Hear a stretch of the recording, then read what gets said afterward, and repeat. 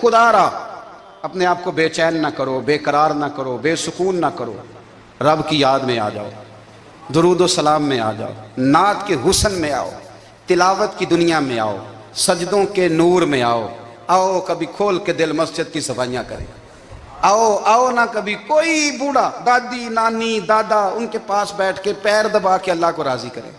یہ کیف والی جگہ ہیں، یہ سرور والی جگہ۔ اتنی بے چین ہماری زندگی ہے، بے قرار ہے، تڑپتے ہوئے لوگ، لڑتے ہوئے لوگ، ایسے لگتا ہے ابھی ایک دوسرے کا گریبان تھام لیں گے، بے قرار بے چین۔ کسی کو انتظار کا کہا جانا کہ 10-20 منٹ کسی کا انتظار کرو، تو بعض لوگ مجھے ایسے لگتا ہے جیسے ان کا کلیجہ پھٹ جائے گا، ڈاکٹر کے انتظار میں بیٹھے ہیں تو بڑے پریشان ہیں۔ کسی کو ملنے گئے ہیں کو آدھا گھنٹہ بیٹھنا پڑ گیا تو بڑی دقت میں ہیں۔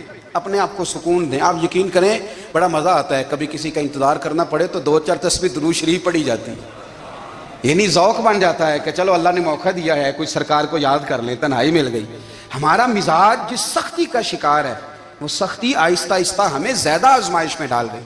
تو میرے بھائی، زندگی میں اطمینان حسن ہے، اور وہ سب سے زیادہ اللہ کی یاد میں ملتا ہے، وہ سب سے زیادہ رب کریم کے ذکر میں۔ سب سے زیادہ جو چاہتا ہے نا دل ٹھنڈا رہے، زبان میٹھی رہے، وہ مدینے والے محبوب پہ درود و سلام پڑھا کرے، وہ حضور پہ درود و سلام پڑھا کرے، زبان میٹھی رہے گی۔ میرا ذاتی تجربہ ہے کہ جو آدمی اپنے اخلاق سنوارنا چاہے وہ حضور پہ درود شریف پڑھے، جو اپنے اخلاق سنوارنا چاہے، طبیعت کو ٹھنڈا رکھنا چاہے، وہ درود شریف پڑھے، اس کا دل سکون میں آئے گا۔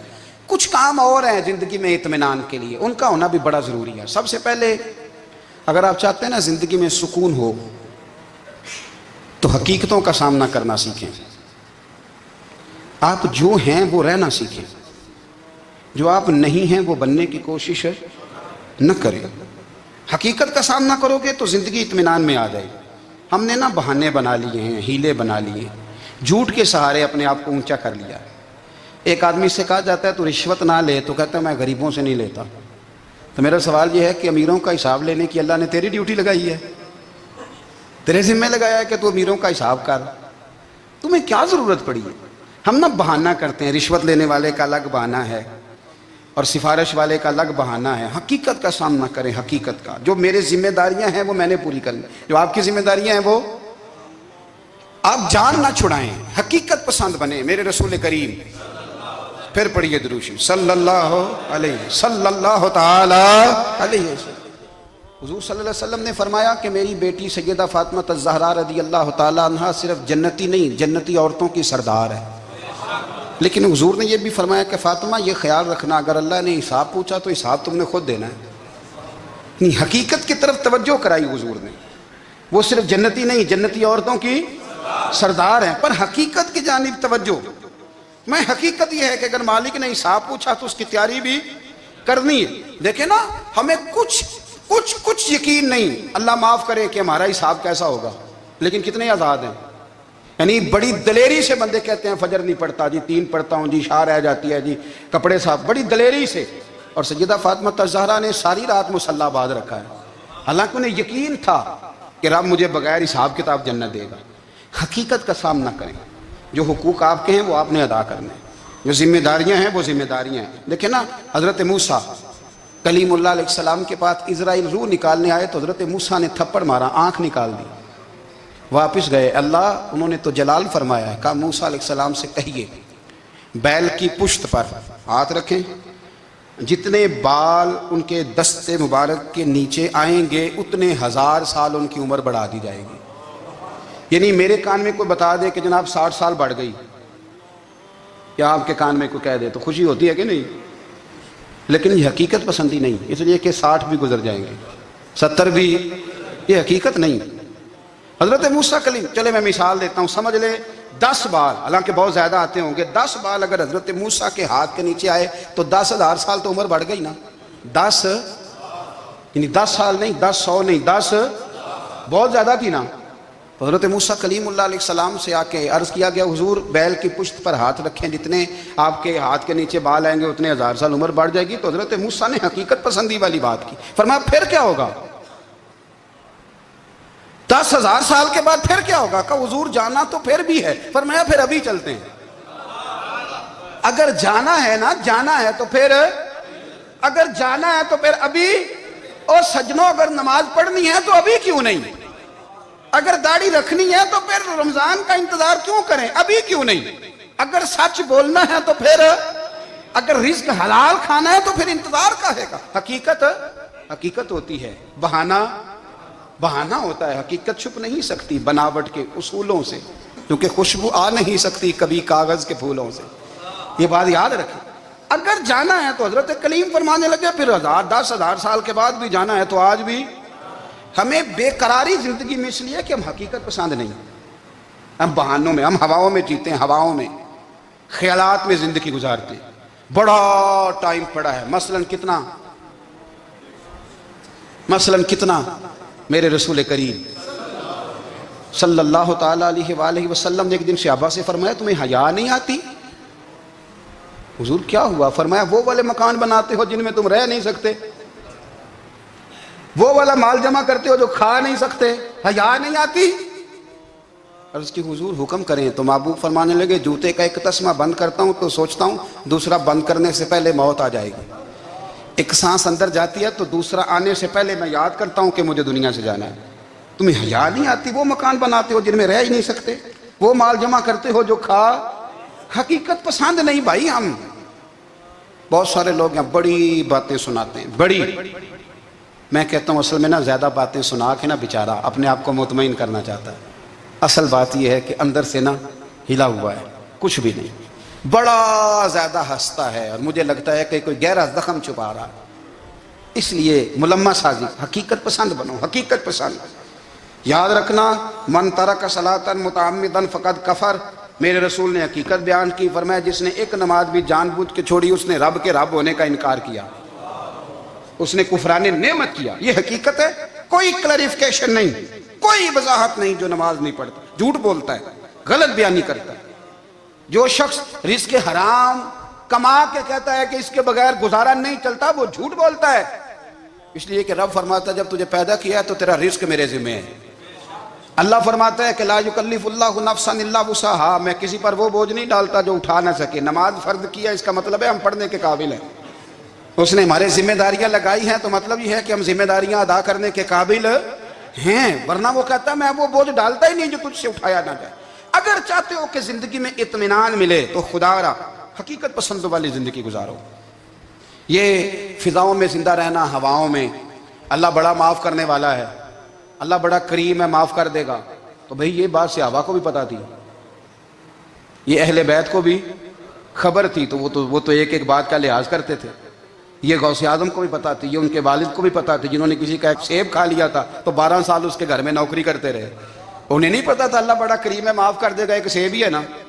تو حقیقت پسندی آپ کو سکون دے گی، اور اگر آپ نے اپنے آپ کو غیر مطمئن کیا ہوا ہے، بات کچھ اور ہے، اور آپ نے اپنے آپ کو ڈال کسی اور طرف لیا ہے، تو پھر آپ کو سکون مل سکتا؟ سکون حقیقت پسندی میں، اصل میں سکون ہوتا ہے، اداکاری میں سکون نہیں ہوتا۔ تیسری بات سنیں، اگر آپ چاہتے ہیں زندگی میں مطمئن رہیں تو دنیا داروں سے امیدیں توڑ دیں، اللہ اور اس کے رسول سے امید وابستہ کریں، اولیاء اللہ سے امیدیں وابستہ کریں، صحابہ اور اہل بیت سے امیدیں، اللہ اور اللہ والوں سے امیدیں، دنیا داروں سے امیدیں۔ آپ کو پتہ ہے دنیا دار کی تباہی کب ہوتی ہے؟ جب انہیں خوش آمدی مل جاتی ہے۔ چودھری کا بیڑا اس وقت غرق ہوتا ہے جب اسے چودھری کہنے والے زیادہ ہو جاتے ہیں۔ سیٹھ صاحب اور نواب صاحب بیچارے تباہ تب ہوتے ہیں بھولے پن میں، جب ان کے دائیں بائیں ریلا ہوتا ہے سیٹھ صاحب کہنے کا، لوگ انہیں کھانا چاہتے ہیں، پیار ان کا نہیں ہوتا، ان کی جیب کا ہوتا ہے، محبت ان سے نہیں ہوتی، ان کی کرسی سے ہوتی ہے، ضروریات کا پیار ہوتا ہے، تباہ کر دیا جاتا ہے۔ ہماری ساری توقعات دنیا داروں سے وابستہ ہو گئی ہیں، ناراض نہ ہونا۔ پیروں نے، مولویوں نے، درویشوں نے، انہوں نے بھی سیٹ رکھے ہوئے جلسوں کی صدارت کرانے کے لیے، یعنی مذہبی جلسہ ہے، اس میں بہت زبردست پڑھے لکھے صاحب تقوی عالم کا خطاب ہے، اور کی صدارت وہ بندہ کر رہا ہے جس نے عشاء کی نماز بھی نہیں پڑھی، وہ بندہ صدارت کر رہا ہے، کیوں؟ اس لیے کہ اس نے ₹1,00,000 دیا محفل میں۔ خدا را دنیا داروں سے امیدیں چھوڑ دیں، ورنہ آپ کمزور پڑ جائیں گے، آپ کی امیدیں ٹوٹیں گی۔ کتنا کمزور ہے وہ شخص جو 2-4 ہزار کے لیے کسی بندے کی چاپلوسی کرتا ہے، اس کے پیچھے بھاگتا ہے، خوش آمدیں کرتا ہے، تھوڑے سے نوٹوں کے لیے۔ دکھ سکھ میں کام آئے گا اس کام کے لیے۔ میرے رسول کریم علیہ السلام نے فرمایا جس نے بندوں کو راضی کرتے کرتے رب کو ناراض کر دیا اس کی دنیا بھی گئی اور آخرت بھی گئی۔ اور فرمایا جس نے بندوں کی پرواہ نہیں کی اللہ کو راضی کیا، فرمایا اگر رب راضی ہو گیا تو لوگوں کے دلوں میں بھی محبت پیدا فرما دے گا۔ کیا ضرورت ہے خوشامد کرنا دنیا داروں کی، سیٹوں کی، نوابوں کی، چاپلوں۔ اور میں آپ کو ایک بات بتاؤں، ہوتا پتہ کیا ہے، یہ جو حب جا اور حب با ہوتی ہے نا، اس سے پیٹ نہیں بھرتا۔ آپ کو اگر خوشامد کرنی ہے تو پھر آپ کو ساری زندگی کرنی ہے۔ پھر ان کو بھی پتہ ہوتا ہے کہ تعلق کس بنیاد پر ہے، اس میں کبھی بھی خلوص پیدا نہیں ہوتا۔ آپ بے چین رہتے ہیں، بے قرار رہتے ہیں، آپ کو تکلیف رہتی ہے ہمیشہ۔ کبھی بھی دنیا داروں سے امیدیں وابستہ نہ کریں۔ ایک بات سنیں بڑی شاندار، امام غزالی نے لکھی ہے۔ امام غزالی فرماتے ہیں کہ ہارون رشید نا حج کر کے واپس آیا بغداد میں، تو کونے میں حضرت بہلول دانا بیٹھے تھے، رش بہت تھا، مجمع بڑا تھا۔ حضرت بہلول دانا بھی سڑک کے کنارے بیٹھے تھے، تو سپاہی کہنے لگے یہاں سے اٹھ جاؤ، فرمانے لگے ہارون رشید کی زمین نہیں، زمین میرے رب کی ہے، میں کیوں اٹھوں؟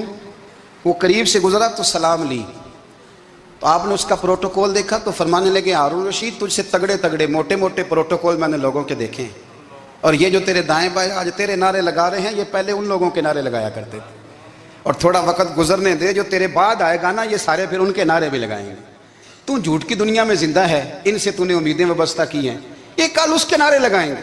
اس کے دل پہ بڑا اثر ہوا، گھوڑے سے اتر آیا، آگے کہنے لگا حضور آپ نے مجھے بڑی اچھی نصیحت کی ہے، میرا دل بڑا ٹھنڈا ہوا ہے، میں نے سنا ہے آپ مقروض ہیں، کچھ لوگوں کا قرض، تو مجھے کوئی حکم ہی کر دیں۔ آپ ہنسنے لگے، فرمانے لگے یار تو بڑا ہی بیوقوف ہے، بڑا ہی بیوقوف ہے تو، میں تجھے نصیحت کر رہا ہوں تو مجھے الجھا رہا ہے، حضور کوئی حکم کر دیں۔ کیا خوبصورت انداز ہے رب کریم کے بندوں کا۔ حضرت بہلول دانا فرمانے لگے تیرا رب کون ہے؟ کہا اللہ۔ تو فرمایا میرا کون ہے؟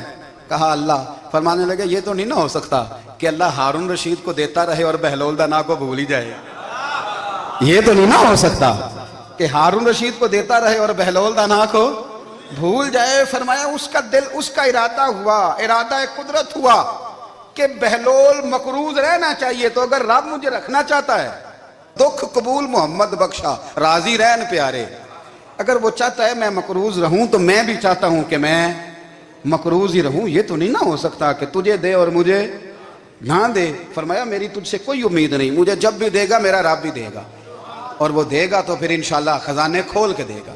دنیا داروں سے امیدیں وابستہ کرنا، لوگوں کے پیچھے، یہ چھوڑ دیں، آپ بے چین رہیں گے، بے قرار رہیں گے۔ اللہ والوں سے ضرور امیدیں وابستہ کریں، اس لیے کہ ان کے پاس جو کچھ ہوتا ہے وہ دراصل رب کا ہی ہوتا ہے، لیکن سیٹھوں سے، نوابوں سے، سیاستدانوں سے باز آ جائیں، ہماری بڑی امیدیں وابستہ ہیں۔ میں اکثر کہتا ہوں جتنے پھیرے نوکری کے لیے دنیا دار کے دروازے پہ لگائے ہیں نا، اس سے کم دفعہ مسجد میں نفل پڑے ہوتے تو رب اتنی بڑی مہربانی فرما دیتا۔ تیسری بات یہ یاد رکھیں، اگر سکون لینا چاہتے ہیں نا، اگر سکون لینا چاہتے ہو نا تو لوگوں کو ڈسکس کرنا بند کر دو۔ کس کو اللہ نے کتنے پیسے دیے ہیں وہ جانے اور اللہ جانے، کس کو اللہ نے کتنی گاڑیاں دی ہیں وہ جانے، اور لوگوں کو ڈسکس کرنا جی۔ یعنی میں ایک جگہ بیٹھا تھا تو ایک صاحب گاڑی والا گزرا، گاڑی میں بیٹھ کے، اس کا پڑوسی تھا، کہنے لگا منہ ہے گھر والا، میں کہ وہ تے ہے تاں ہی بیٹھا ہے، تو ہن میں کہ سمجھانا سی نا انہوں، میں کہ توں تے میں حساب لائیے بھی ساڈے کول کوئی نہیں، وہ تے ہے، لیکن نا اللہ نے اسے دی ہے نا، تو اللہ نے چاہا نا وہ کار میں بیٹھے، تو اس نے پھٹے پہ بیٹھ کے یہ تبصرہ کیا کہ منہ ہے کار والا، میں کہ ابھی وہ تے ہے تاں کار تھے۔ اب مجھے تجھے اندازہ لگانا چاہیے کہ ہم کیا یہ بحث ہے، یعنی اللہ کو چاہیے تھا معاذ اللہ کے پہلے تم سے پوچھتا کہ اسے کار دینی ہے کہ نہیں، کیا مطلب فضول بحث ہے۔ وہ چیز ہمیں اتنا تنگ کرتی ہے، اتنی تکلیف دیتی ہے کہ آپ یقین کریں سارا دن اسی کو ڈسکس کرتے ہیں، سارا دن۔ اس کے پاس گاڑی ہے، اس کے پاس کار ہے، فلانے کا پیسہ 1 نمبر ہے، فلانے کا 2 نمبر ہے، فلانے کا 6 نمبر ہے، اصل بات کے اندر حسد ہے، اس کو نکالو۔ ایک بات کہنے لگا ہوں، اسے یاد رکھنا، میرے اعلیٰ حضرت رحمۃ اللہ علیہ فرمایا کرتے، حسد کرنے والا بندوں پر اعتراض نہیں کرتا، اللہ پر اعتراض کرتا ہے۔ وہ کہتا ہے اللہ اسے کیوں دیا ہے، اتنا کیوں دیا ہے، معاذ اللہ وہ اللہ کی تقسیم پر اعتراض کرتا ہے۔ حسد کرتے ہو بے چین رہو گے، حسد آپ کے دل کو تڑپا کے رکھ دے گا، چھوڑے۔ اللہ بڑا کریم ہے، جس کو جہاں چاہتا ہے وہاں بٹھا دیتا ہے۔ آپ قطعاً اس بحث میں نہ پڑیں کہ اللہ نے کس کو کتنا دیا ہے، کب دیا ہے، کیوں دیا ہے، وہ بڑا بے نیاز ہے۔ حسد آپ کو تباہ کرے گا۔ دنیا میں پہلا گناہ جو ہوا تھا وہ حسد تھا۔ ابلیس نے حضرت آدم سے حسد کیا، کہنے لگا میں بہتر ہوں، سرداری اس کو مل رہی ہے، یہ تو اللہ کو پتہ ہے نا کس کو دینی ہے۔ اور دنیا میں پہلا قتل حسد کی وجہ سے ہوا۔ حابیل قابیل کے درمیان حسد کا معاملہ تھا، خاتون کا نکاح اس سے کیوں ہو رہا ہے، مجھ سے ہونا چاہیے۔ حسد تباہی کرتا۔ آپ یقین کریں، یعنی دکاندار کے سامنے دوسری دکان پڑتی ہے اور پریشان ہو جاتا ہے، وہ کہتا ہے میرا کیا بنے گا، لا حول ولا قوت الا باللہ العلی العظیم، یعنی تیرا کیا خیال ہے کہ تیرے حصے کی روٹی وہ کھا جائے گا، اتنا چھوٹا دل، یعنی تیرا موقف یہ ہے کہ تیرے حصے کا نصیب اس تک چلا جائے گا، یہ تیری خواہش ہے۔ ایک دوسرے کی کمزوریاں بیان کرنا، اس کا تو مال ہی ناقص ہے جی، اس کے تو پاس ہی کچھ نہیں، یہ تو کمزور لوگوں کا طریقہ ہے۔ میرے رسول کریم علیہ السلام گزر رہے تھے، پت جھڑ کا موسم تھا، خزاں کا موسم تھا، درختوں کے پتے جھڑ رہے تھے، صحابہ کو ساتھ لے کے حضور گزرے اور ایک درخت کی ٹہنی کو پکڑ کے حضور نے ہلایا۔ صحابہ فرماتے ہیں کہ چھم چھم اس کے پتے گرے، زمین پر ڈھیر لگ گیا۔ حضور نے فرمایا دیکھا تم نے کیا ہوا؟ حضور ہاں۔ فرمایا کتنی تیزی سے پتے جھڑے ہیں، صرف تنا رہ گیا ہے اور خالی ٹہنیاں رہ گئی ہیں، کوئی حسن بچا ہے؟ حضور نہیں۔ تو نبی کریم فرمانے لگے جو حسد کرتا ہے نا اس کی نیکیاں بھی اسی طرح جھڑ جاتی ہیں، اسی طرح۔ اور ایک جگہ حضور فرمانے لگے جس طرح راکھ لکڑی کو آگ کھا جاتی ہے، جس طرح لکڑی کو آگ، جب آگ کھا جائے تو پھر لکڑی کو لکڑی نہیں کہا جاتا، راکھ کہا جاتا ہے، کوئلہ کہا جاتا ہے، اس کی اصل باقی یعنی اسے کھائی جاتی ہے۔ تو حضور علیہ السلام فرمانے لگے جس طرح آگ لکڑی کو کھا جاتی ہے، فرمایا اسی طرح حسد نیکیوں کو کھا جاتا ہے، نیکیاں رہتی نہیں۔ حسد کرنے والے کے پاس نیکیاں یعنی ان کی اصل شکل موجود، کبھی بھی حسد نہیں کریں۔ اللہ کی تقسیم ہے، جس کو چاہے جب چاہے جتنا چاہے عطا کرے۔ اور چوتھی بات میرے بھائی، کبھی بھی بغض نہ پیدا کریں۔ بغض والے لوگ بے سکون رہتے ہیں۔ بہت ساری کمزوریاں ہمارے اندر ہوتی ہیں نا، پھر اللہ ہماری روزی تو نہیں نہ بند فرماتا، یہ تو نہیں کہتا کہ زمین سے نکل جاؤ۔ اگر یہی والا معاملہ ہو جو ہمارا ہے کہ شادی پہ اس نے میرے ساتھ برا سلوک کیا تھا، اب ساری زندگی بغض رکھنا ہے، اگر یہی معاملہ فرشتے اللہ کی بارگاہ میں کہیں کہ یا اللہ اس نے فلانے دن شراب پی تھی، اب اس کو زمین میں نہیں رہنے دینا، نظام زندگی چلے گا؟ تو اگر اللہ ہمیں معاف کرتا ہے تو ہم بندوں کو معاف کیوں نہیں کرتے؟ آپ یقین کریں اتنی لمبی عداوتیں، اتنا لمبا حسد، اتنا لمبا بغض، اتنا لمبا۔ حدیث میں نے پڑھی، میں حیران رہ گیا۔ میرے نبی کریم علیہ السلام نے فرمایا اپنی بیوی سے کبھی بغض نہ رکھنا، اگر اس کی ایک بات ناپسند ہو تو اسے چھوڑ کے وہ بات دیکھو جو تمہیں پسند ہے۔ میں اس حدیث کو پڑھ کے سوچنے لگا کہ کیا بیوی کا بھی بغض رکھتے ہیں لوگ؟